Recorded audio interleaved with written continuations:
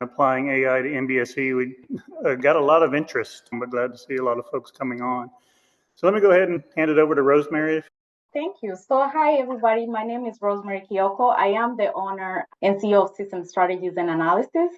And thank you so much for allowing us to present this topic today. Obviously, something really exciting for us. We're passionate about MBSE, and so we saw it befitting to just also go into applying AI to MBSE and see where this goes. So agenda for today, we'll do a brief introduction. We are collaborating with our partners, AI Revolution Lab. So we'll let them introduce the team. I will introduce the SSA team. And then we'll go into a little background in terms of AI and MBSE and how it all kind of ties into what we are trying to do. Then we'll go dive into the AI system design and specifically the use cases. We really, truly would appreciate your feedback. So feel free to, this can be more of an interactive, really presentation in terms of that. And then we'll go into the AI system itself, the model, and what we are proposing, what we are envisioning, and in terms of how the interaction, with the LLM, the large language models, and the AI Revolution Labs will go into that, into details. And then we'll open it up for questions after that. So SSA is a small women-owned engineering services business. We specialize in systems engineering, specifically space and ground systems. Right now, we are supporting NASA, space communication and navigation on their systems engineering. And again, mostly we do focus on model-based systems engineering. We also do training in MBSE. We've collaborated with some of the MBSE experts, including Intercac and Sandy Frankenthal. I think everybody is familiar with Sandy. We are collaborating with them on the awesome training. And this can also be found on our website. So with that, from our team, we have 3 amazing engineers who have been working on this. Tina Morabad is a systems engineer at SSA supporting NASA scan at this point. Dylan Reed is also another one of our systems engineers supporting NASA, as well as we're doing some DAPA work as well. And Jay Kibunja is our intern for the summer, who is a computer science major. And he's, been supporting us on the AI side is navigate this. So next, I'm going to hand it over to Matt from AI Revolution Labs to introduce themselves. Thank you, Rosemary. My name is Matt Fisher, and I'm one of the co-founders of AI Revolution Labs. And we specialize in helping organizations and companies getting up to speed with where AI is today. We have a consultancy arm, and we also have a lab where we build AI tools, and we also help companies like SSA. We team up with them and make things happen on the AI side as a second sounding board. A little bit about my background. I've been in the business, brand strategy, and innovation strategy field for a couple of years as a consultant, and I love emerging technology. And then Mike's technical project manager, and he's an AI developer. And you have our info there. Feel free to reach out. Now I'd love to turn it over to Keenan so we can get right into what's really exciting about what we're talking about today. Thanks for the intro. I'll begin by providing a brief background on AI. So these days, AI certainly is a hot topic. It's no secret that it's playing a big role in key technology innovations and developmental processes with a wide and growing range of applications to a variety of industries. So given that, it's important to understand what an artificially intelligent system means, particularly since the term gets thrown around a lot. Basically, there are 3 capabilities of an artificially intelligent system. So the first is generalized learning, where a system can apply some training it's received in an unfamiliar context. And second is reasoning. So that's where a system can mimic human reasoning capabilities to make logical decisions. And the last problem is problem solving, which uses a range of methodologies like search algorithms and optimization techniques in order to achieve a desired solution. Within the field of AI, there are a number of forms an AI system can take or implement as components, each with different applications. So perhaps the most commonly known form of AI is machine learning. It incorporates a set of data to train an AI system, whether that learning be supervised or unsupervised. So the distinction there is that supervised learning uses additional provided data labels to yield an optimal solution, while unsupervised learning simply looks at a raw data set and makes sense of it to form some sort of understanding. So machine learning can be seen to be used in image recognition and spam filtering applications. Next, natural language processing is used by AI systems to understand, interpret, and generate human language, and is commonly applied in speech recognition and text analysis, as you could conclude. It also commonly applies a large language model to do so. So next, the field of robotics covers AI systems that use a range of sensors and other mechanical engineering systems to interact with the physical world. So that's like with a basic industrial or more advanced humanoid robot. Next, expert systems, those imply mimicking human reasoning and decision making, and they've gone to the point of being applied to facilitate some pretty critical decisions like medical diagnoses or financial investment. And lastly, deep learning essentially uses neural networks which replicate functions of the human brain via nodes or neurons to acquire very advanced knowledge from data sets. So it's also used in speech recognition as well as in pattern identification. So that's kind of provide some context for AI, but on the MBSE side of the house, I assume it's well known here that what MBSE can do in a complex system architecture development, namely improving communication, enabling reuse, maintaining source of truth, and verifying design completeness, and much more that I'm sure I've missed. So these benefits can be realized by MBSE, but tend to only do so when resources are invested early to avoid high costs later in the development lifecycle. Unfortunately, this need for upfront investment is a big contributor in why MBSE isn't more widely used. So it tends to either be a deterrent for programs or a point of failure. This chart shows program lifecycle costs over time in a typical development process, where the blue line is associated with an MBSE development lifecycle and the red line is associated with more traditional development lifecycle. So the early upfront investment in the MBSE curve can be seen clearly early on. It's often due to things like learning curve associated with modeling, committing resources to training, and also like combing through system architecture early to avoid rework. So kind of putting those efforts early. But what we ultimately see is early efforts pay off later in cost reduction due to rework when change costs are higher.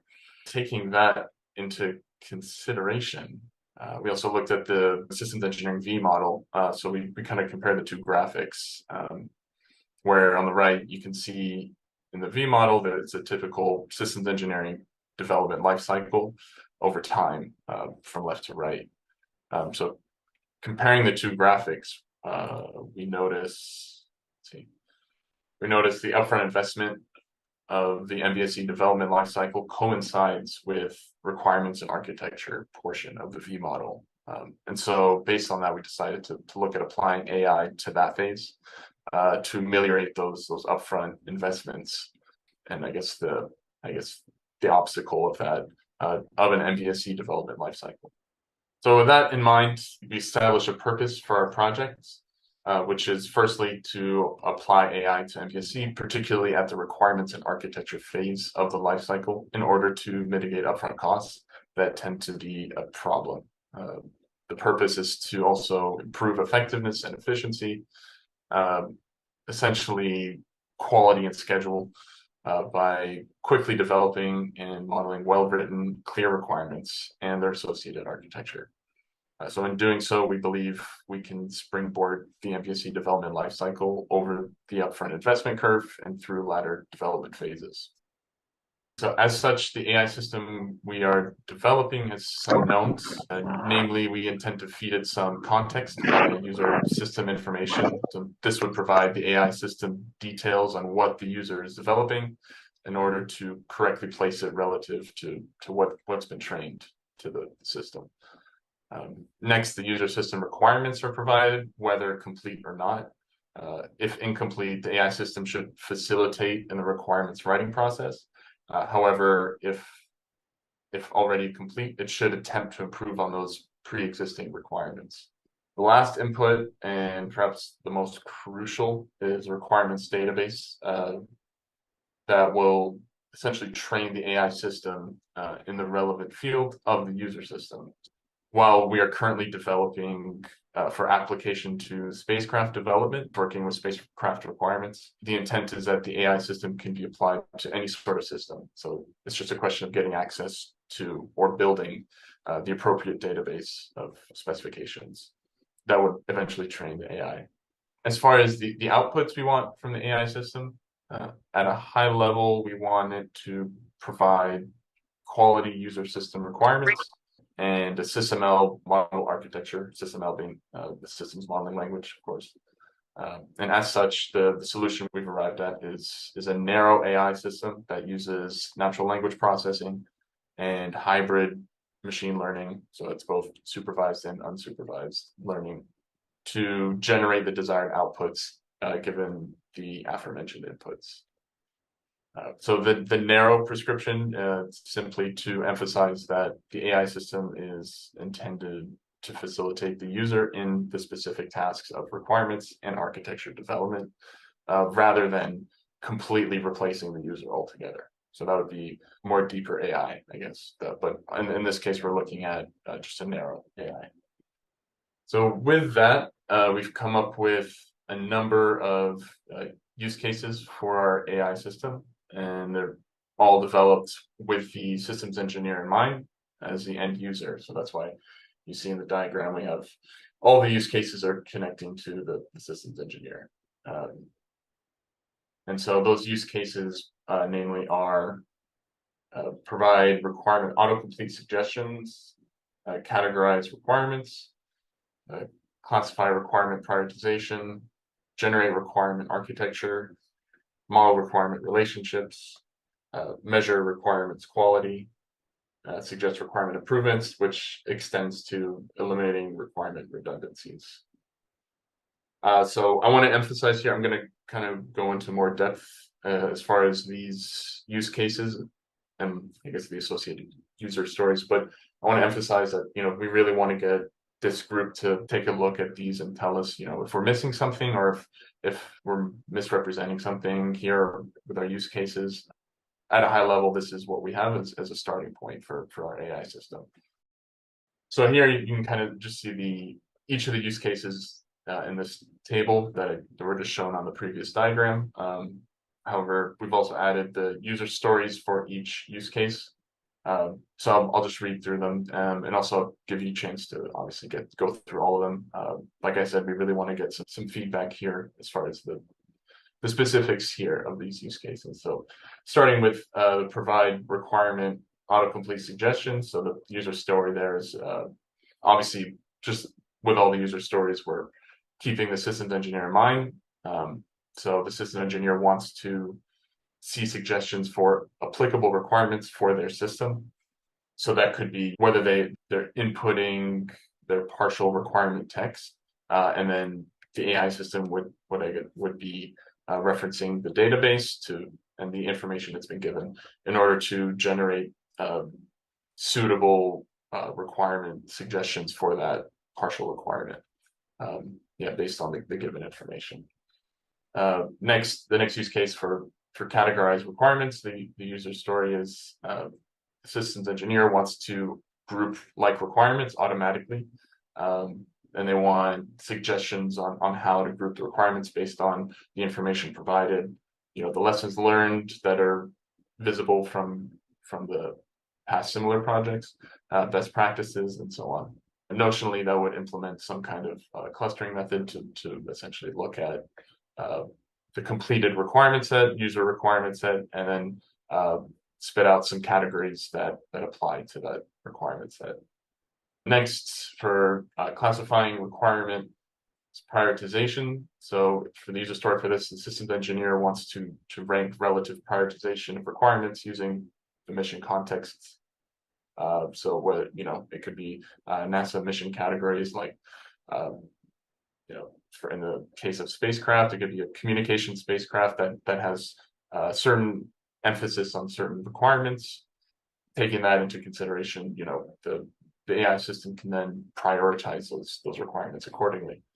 So that's based on the best practices and a defined prioritization from the specific program. So that would be another kind of input that the user would provide, which is something like a measures of effectiveness, where you're trying to emphasize certain requirements on top of, say, what's already associated with the selected mission category in the case of the NASA mission for spacecraft. Moving on, the next use case, generating requirement architecture. So that's, now we're kind of jumping into the modeling side. So the systems engineer wants to generate a requirements architecture, specifically a model from a set of textual requirements. So that, obviously would be in the form of a specification, and then generate the use cases from high to low level. So now this is kind of where we're handing things off to a modeling tool and generating that architecture based on the user mission requirements. Next, also associated with kind of modeling architecture, is modeling the requirement relationships. Systems engineer wants to add the traceability between all the elements that have been modeled. So requirements to requirements to logical architecture, functional architecture, basically full traceability, and then possibly identify missing links. Next, we're kind of jumping into requirements quality.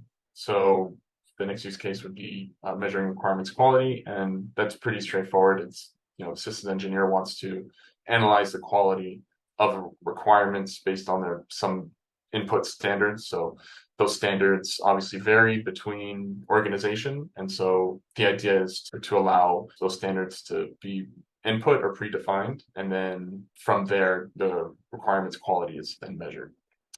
Next is use case suggesting requirement improvements. So the user story there is that the systems engineer wants to receive suggestions for improving the requirements. Could be any part of it, the structure, grammar, syntax, taking into account the quality scores from the previous use case, and then that's being measured against predefined standards. And then the idea is that the AI system can spit out some improvements to requirements to essentially improve the quality overall.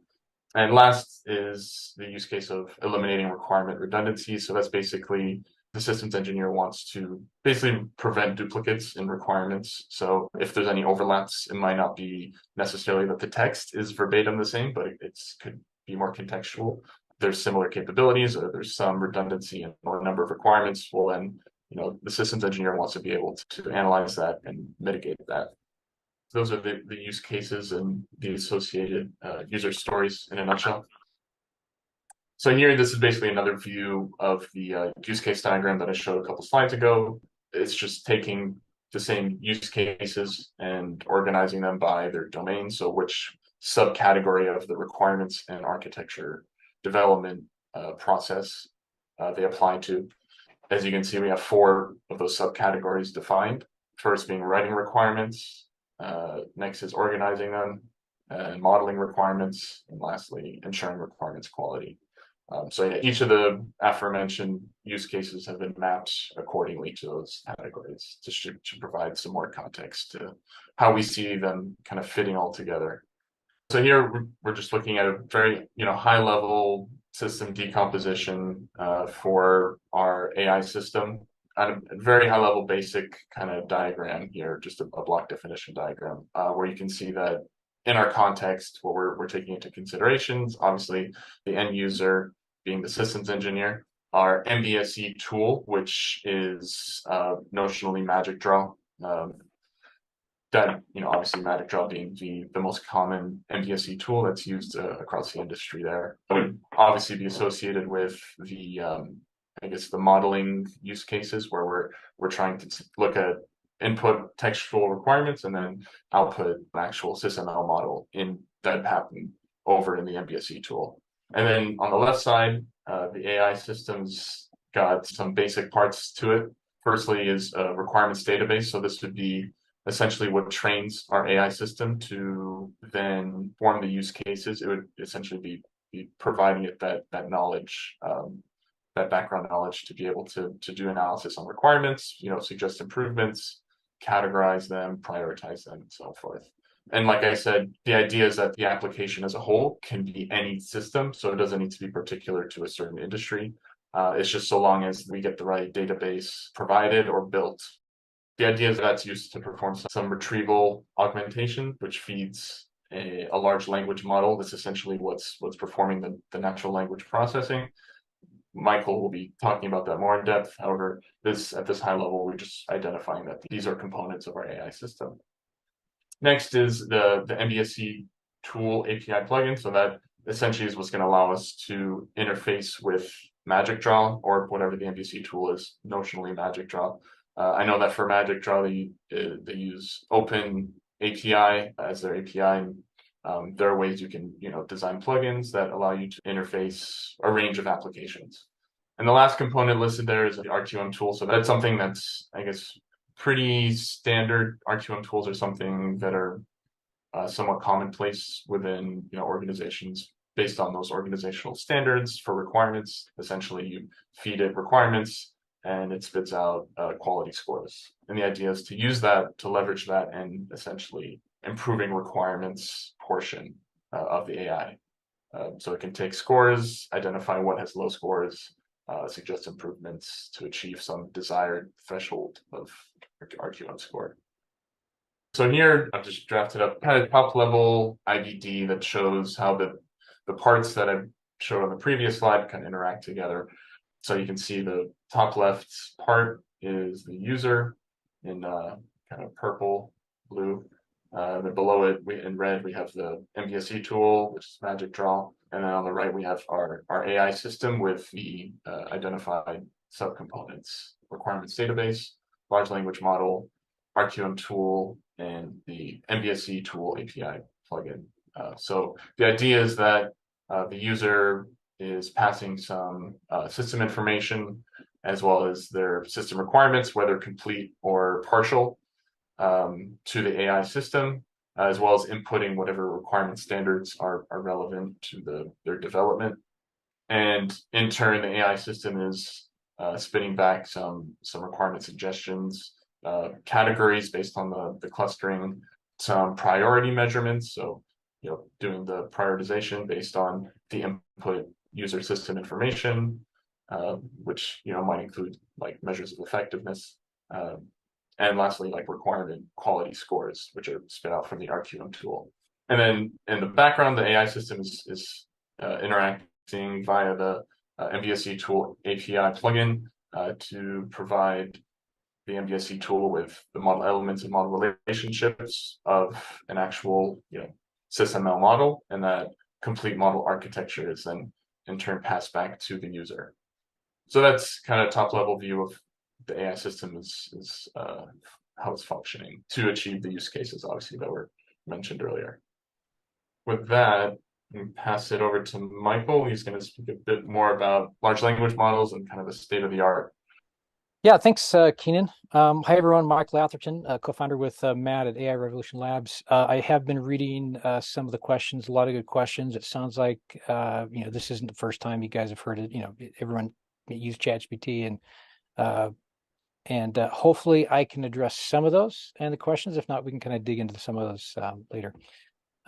First, just looking at how we, interact with these LLMs, there's a lot of, I kind of categorize them in, 3 different, large buckets.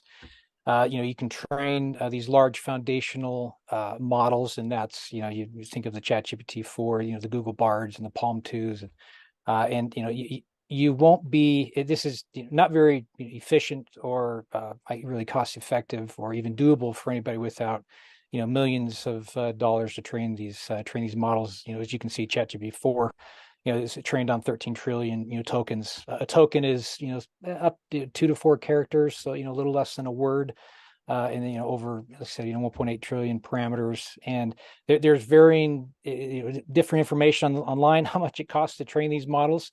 But with a partnership with HP and that ChatGPT has or OpenAI has, it didn't cost them this much. But if they were going to train these on the new H100 NVIDIA GPUs, you're over 100 million. I've seen numbers up to 200 million to charge to train these large models from scratch. Similar story for Palm 2, which is Google's new model. Also not as big as ChatGPT-4, but still way out of the reach of any normal, a medium or size business. So the what we have then, the next bucket is fine tuning, and this may, some of the questions were, are there specific models for MBSE or different companies or industries? This is where you would take an already trained model and you fine tune it. And actually, ChatGPT 4 is in essence, a fine-tuned model of 3.5. Granted, 3.5 was trained on something like 700 billion tokens, and if you look at the size difference between that and ChatGPT 4, 13 trillion tokens, it's much larger. But they're also a much larger. The parameters are the weights, how you direct and kind of point a model. And so that's why ChatGPT 4 answers, assuming you guys have used that, it's much more clever and responds much better. So there's two big things I think with fine tuning that are important. You can direct the LLM for specific use cases. This is not really, if you want to give an LLM knowledge and information, it's fine tuning that's not how you would use fine tuning. You want to maybe direct it for a specific tone. Example, maybe if you want to have it answer very sarcastically with everything, every answer, you can train it to that tone. Or if you want it to output everything in, say, JSON or a specific format, those are really good use cases for fine tuning. However, it's expensive, and that's not where we would start, because if you want to fine tune a model, you could start with, say, 50 to 100 key value pairs or like prompt pairs. Up to a few thousand, and that's very expensive to fine tune that model, and then to get a result and say, am I off? Do I need to fine tune it better? It takes a long time. So that kind of leads us to the third bucket, which is retrieval augmentation, which Keenan alluded to. And in this example, you take a specific corpus of text, or we basically vectorize these. In the case of with SSA, the requirements. That you have already, you have a set of requirements that you've used over and over again. And you can take those set of requirements and you can vectorize those, and you do a query to that vector database first to get examples that are similar to what you're trying to accomplish. And you feed that into the language model with a lot of, there's a lot of prompting in here and then, the output would be, again, like Keenan mentioned, those use cases, something specific to what you're trying to accomplish. This is a very iterative process. It's not an exact science, and there's a little bit of finesse in here, but you can get a lot of very good results with prompting. And the best case, you start with prompting, see how far you can go, because you can get feedback very quickly, and then you back into fine tuning the model if there's gaps. So hopefully that kind of answers some of the questions we had in the comments. Because in the world of AI, we measure time in weeks to months instead of years. It's kind of like dog years here. So this week we had a few announcements from OpenAI, which were, I think, worth noting. They have an OpenAI enterprise offering. They're SOC 2 compliant. They're data encrypted in transit and rest.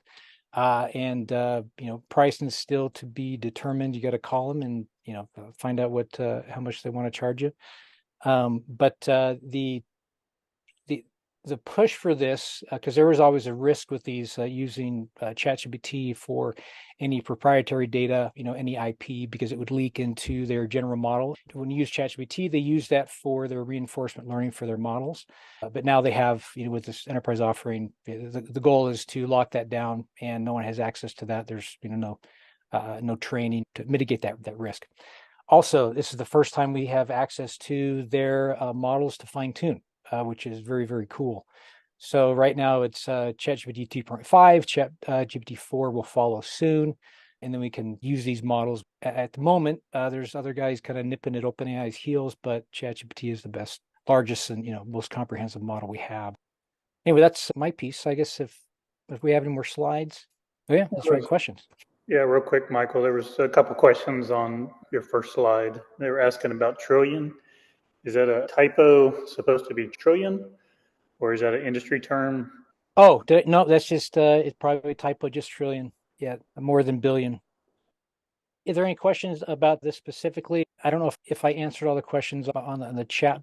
And other use cases that you guys have. We're always looking for other use cases, or anything specific to this presentation or the utilization of these LLMs. So this is Ron Carson. I put a question about another use case because it seems to me the flow that you had where you're inputting requirements and then the AI builds your architecture is exactly backward. What you really want is the user defines the architecture with whatever help you get from the AI, and then you want AI to actually write the requirements for you from the architecture. But I didn't see that use case, and your flow seems to go the other direction. Yeah, you are correct. I've seen that specific slide, but that's it's one that had the 3 big blocks on it with the system magic draw there, that one. I notice the user should be defining the architecture, and then the AI system generates the requirements.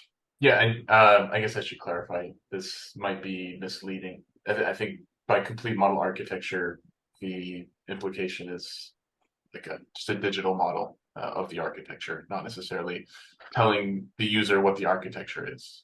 So is the architecture inputted by the user what is meant by user system information? Yeah, so that's kind of a bit of a catch-all. We can be more specific about what exactly the inputs are. Okay. But yeah, I think you hit the nail on the head there. Then I would like to see that other use case where you auto-generate the requirements from the architecture. Mission, MOEs, who the stakeholders are, what they care about, what the external interfaces are, and there's what are the systems I got to interact with, what are the key performance parameters, and here's my architecture, and then write the requirements. We might have miscommunicated with the use case in particular, but that's kind of what we meant by providing the requirement autocomplete suggestions, right? So it's taking in all that information, and it might not. I suppose the use case is a bit, it prescribes a solution in that it's saying, well, we want it to, generate these in the form of autocomplete, like rather it can just generate a complete set of requirements based on. I'm going to say autocomplete suggests the user's got to write at least the system shall characteristic or function, and then something fills in the blank. And I'm talking about, no, I want the AI to actually write all the requirements, at least all the functional requirements I can derive from the architecture. Yeah, no, that's a good point. I like that one. I think we can rewrite that one. Yeah, that would be much more useful from my perspective. That would be interesting in a maybe a fine-tuning scenario. Just kind of thinking out loud here. Anyway, that's thanks for bringing that up. There are plenty of tools available right now that can critique your requirements. Yeah. The question is, do we actually have some tools that will write the requirements when we need to have written requirements from all the engineering work I've done in defining the architecture? That to me would be a real benefit. Yeah. Okay. That was my point. Okay. Thank you. Yeah. This is Lou Wheatcraft. It seems like you're relying a lot on ChatGPT. And I played around a lot with it from a requirement standpoint. And I found that it has no intelligence. It cannot do any thinking whatsoever. It just puts words together and has no concept to what the words really mean. And the example is I would give it a poorly formed requirement and say, critique that requirement. It would do a fairly job of saying what some of the issues were with the requirement. There's an ambiguous term or something like that. Then I'd say, rewrite the requirement without those defects. It would give me another version of the requirement with more defects. It wouldn't critique its own output to give me a well-formed requirement. I've been doing some work where I've been given a user need or user requirement that was poorly formed. It had a lot of defects in it.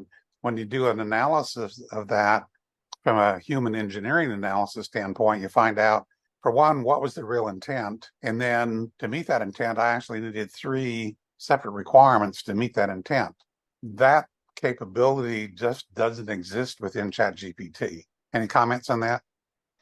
One of the big misconceptions is that what we have is like GPT or GPT-4 and that's it. A lot of the trends nowadays are building something on top of GPT-4 that actually acts as guardrails. So when there's specific like industry knowledge, it's put it within a box outside of the language model, and the language model then can pull from that and document just from that. So it's driven by the LLM, but at the same time, we create a very industry specific box that would increase the accuracy of that data. But if you're going straight from the large language model, like I would expect a lot of hallucination and like misrepresentation, and it sounds confident, but it really is off. So I think that's a different way of looking at things, and that's probably where the industry's headed a little bit with AI, is thinking about an industry specific attachment to the large model. Yeah, thanks, Matt. And this allude, that's when we were talking about retrieval augmentation, there aren't very many use cases besides, hey, write me an essay if you're in school or something, that I would really use and trust.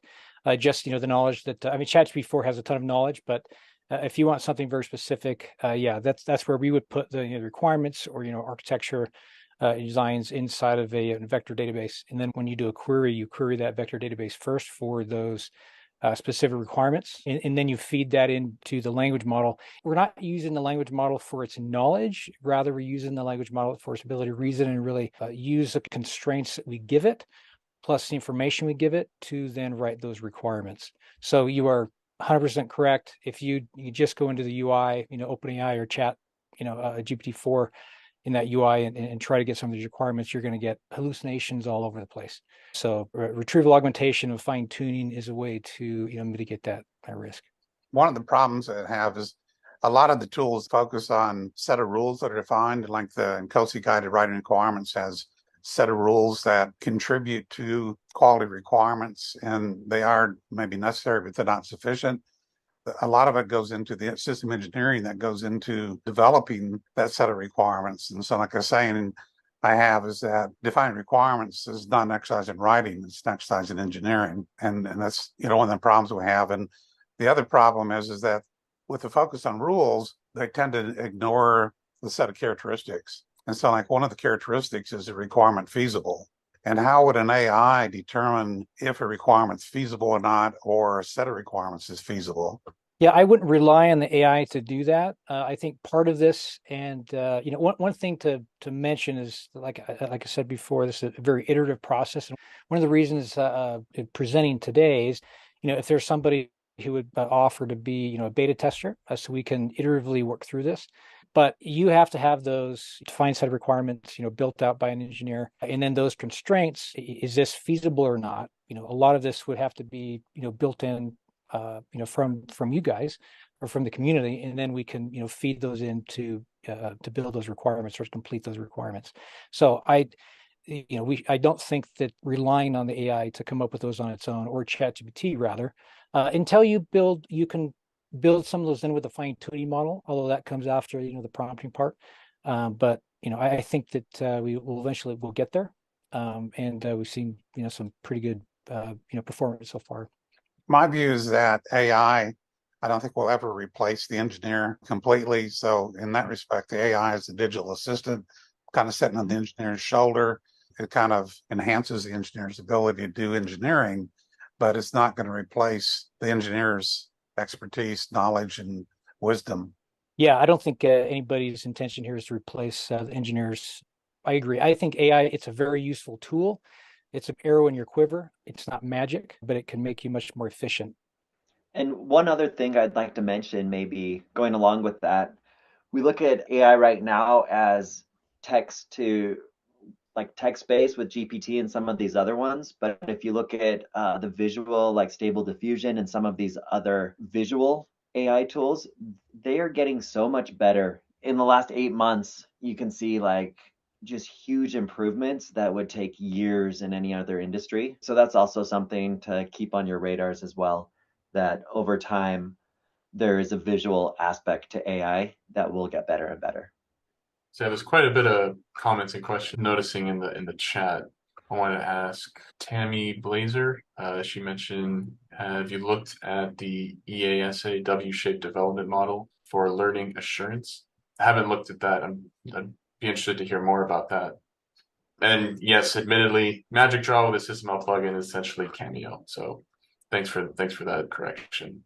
Yeah, the W-shaped development cycle has a lot of interesting information, and it's it's out of the ESA organization, so they're European space and aeronautics safety oriented organization, but they've looked at deep learning and various other AI concepts, and from the standpoint of assurance and safety. So I don't know if that's outside the scope of what you're trying to do, but you might want to at least look at it because it does have some good ties into other use cases and other work that you may do downstream as you modify your requirements work with model-based system engineering. Absolutely, thank you. And we're hoping that we can be more collaborative. If anybody has interest in what we're doing and wants to chime in, we look at AI as a very collaborative thing, especially when you go into different industries and build tools, that the more collaboration, the better the product and the output is. So that's just a little encouragement to everybody. If you're interested in this space or see the future headed towards it, and you guys are willing to help us build the best AI assistant for the specific industry, we're all ears. Yeah, thank you so much, Matt. Yeah, and to piggyback off of that, yeah, we're also looking to putting together a white paper that we can potentially present at the in-closing symposium. So again, we are open for collaboration on this work. So reach out to us. Let's see what we can do together. We truly do appreciate the feedback. This is Kevin. You had talked a little bit about working with NASA, or a couple of your folks are working with NASA. Is this being utilized, and how far along is it? Is it providing that domain expertise with the space exploration, and you're starting to get results out? Yeah, I can speak to that. No, this is not being applied to anything yet. And so again, we just started. We are still in the initial stages. We've been working on this now, I think, for 3 months. So we really just wanted to get the larger community feedback, especially, SC community on the use cases to make sure we're on the right path. But we have had dialogue with NASA, obviously. Some of the folks who are leading the MBSE effort, they did give us some good feedback on this as well. We're looking to talking to DoD as well, and to see what we can do and how we can expand this work. Okay, thank you. Yep, open it up for any more last minute questions, comments. A lot of good questions in the chat. Raymond Wolfgang here. Just remember seeing something from IBM a couple years ago. IBM Watson, they were playing in this space in some way. And I don't have much detail beyond, they were, I think, exploring some early AI concepts. Have you checked out their work, or is that on your radar? Thanks. I don't know how deeply SSA have, but I had a chance to meet with some of the higher ups in the Watson program in Washington, D.C. a few years ago. And it is definitely one of those things where it's evolving, like ChatGPT is. A lot of it was deeper on the machine learning side versus generative AI, but not to say it doesn't grow all the time too. So I do want to look deeper into that in this specific use case. Thank you. So this is the Wheatcraft again, and I'm co-hosting this with Kevin. Seems like there's a lot of interest in this topic. I assume between now and toward the end of January, you plan on making some progress. We do, yes. We do plan on expanding on this work again.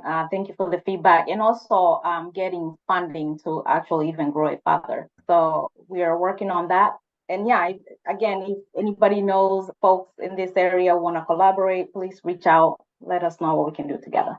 So the requirement working group, we have a pre-session before the international workshop. It's all online. We usually have several days of presentations.